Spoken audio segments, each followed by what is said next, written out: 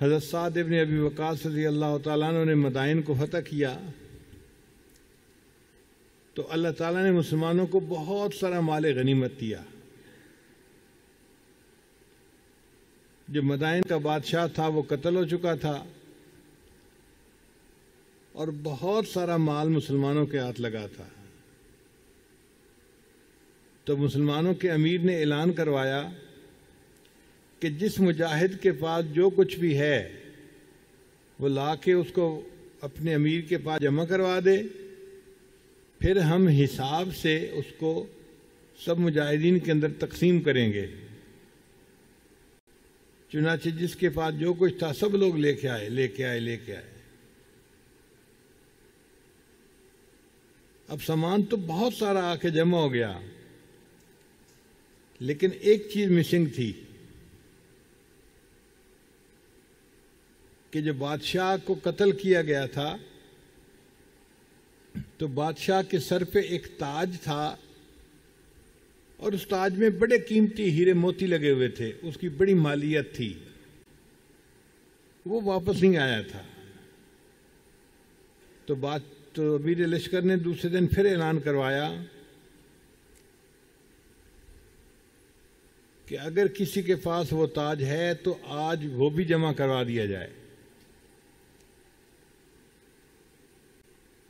تو بادشاہ اکیلا بیٹھا ہوا تھا، اس نے دیکھا کہ ایک نوجوان آیا، پھٹے ہوئے اس کے کپڑے تھے، لگ رہا تھا کہ بہت ہی غریبی کی زندگی گزارنے والا بندہ ہے. اور اس نے ایک کپڑے کے اندر وہ تاج جو تھا وہ لپیٹا ہوا تھا. وہ آیا اور بادشاہ کو وہ تاج دے کر واپس جانے لگا. بادشاہ بڑے حیران. اس نے پوچھا بھئی تمہارا نام کیا ہے، تمہارے والد کا نام کیا ہے، تم اتنا بڑا کام کر رہے ہو کہ یہ تاج تم نے واپس کر دیا. کسی کو پتہ نہیں تھا کہ یہ تاج کس کے پاس ہے. اگر وہ اس تاج کو خود بیچتے یا اس کے ہیرے جواہرات کو ایک ایک کر کے بیچتے تو پوری زندگی ان کی آرام سے گزر جاتی، مگر انہوں نے لا کے اس کو جمع کروا دیا. اور بادشاہ کو دینے کے بعد پھر وہ چل پڑے، واپس پیٹھ پھیر کے جانے لگے. تو بادشاہ نے کہا بھئی آپ کا کیا نام ہے، آپ نے اتنی بڑی چیز جمع کروا دی. تو وہ مجاہد تھوڑی دیر کے لیے رکا اور اس نے کہا کہ بادشاہ سلامت، جس اللہ کو راضی کرنے کے لیے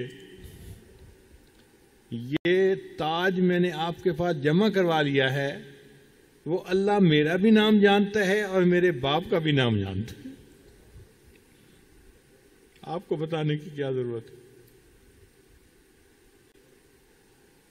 جس اللہ کو میں نے راضی کرنا ہے وہ اللہ میرا نام بھی جانتا ہے، میرے باپ کا بھی نام جانتا ہے. امیر لشکر اس کے جواب سے اتنا خوش ہوئے